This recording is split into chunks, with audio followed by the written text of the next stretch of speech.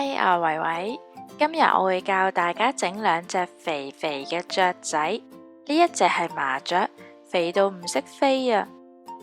另外呢一隻係黃巴雀，圓碌碌冇手嘅，睇落好似好簡單，因為最難嘅部分已經俾我做好咗啦，就係研究一個最簡單嘅方法去教你哋咯。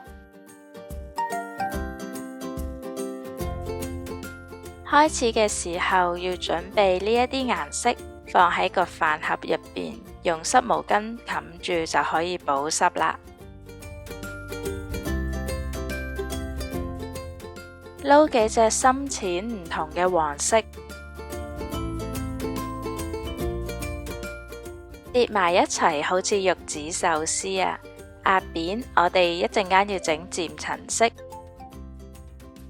對接之後再壓扁，重複幾次。你都可以捲起身再壓扁，效果都係一樣㗎。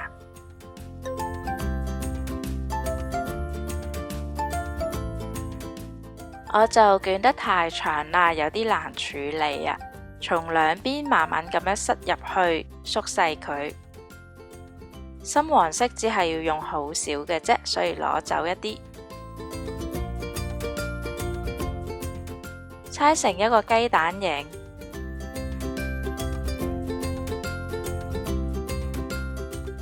，pat pat 呢度呢，首先係扁扁地嘅，慢慢去拉出佢嘅尾巴。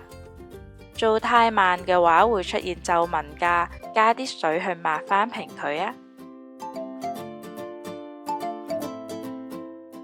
頸部係比較幼，成個身形係有啲流線感，唔係直不楞㗎。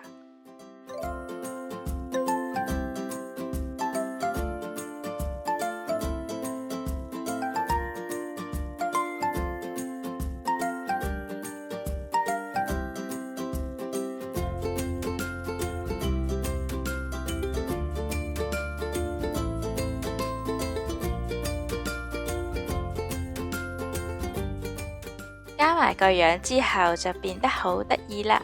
話說以前呢隻雀曾經飛入過我屋企㗎，欣賞咗佢好耐先捨得放走佢。頭頂呢有兩條羽毛，輕輕咁樣刻上羽毛嘅紋理，混合白色、黃色、啡色各一份，抽少少出嚟混合白色。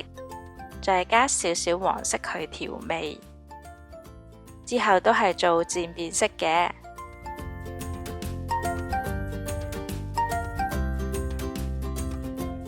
左右兩邊越嚟越長嘅話，可以摺一摺，但係唔好摺到中間顏色過渡嘅地方。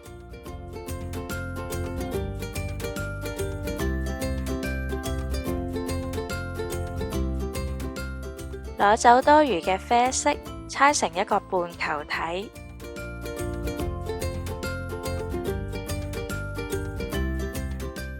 身體呢，大概係個頭嘅5倍大啦。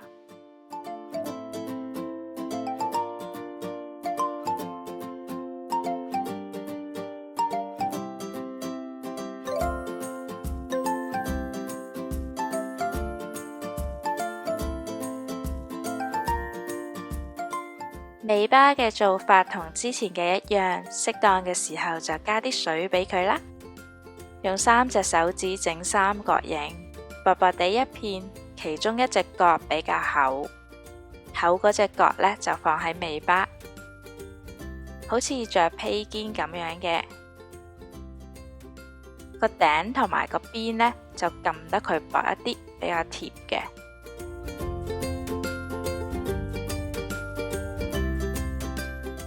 將水滴形按壓喺手指嗰度，就會形成微微嘅拱形啦。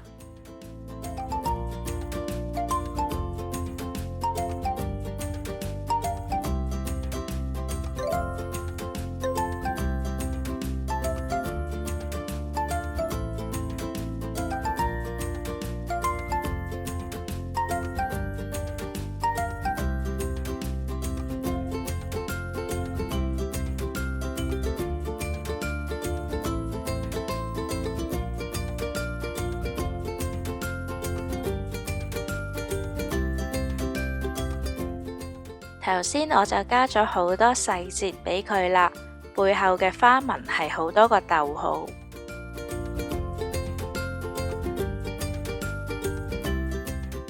我最鍾意肥嘅動物㗎啦，覺得唔難整嘅話就整一個啦。記得讚好呢條片同埋訂閱我啊！佢哋飛咗上去我嘅書枱嗰度啊！後面呢係有一大堆失敗品㗎。好啦，我哋下次再見，拜拜。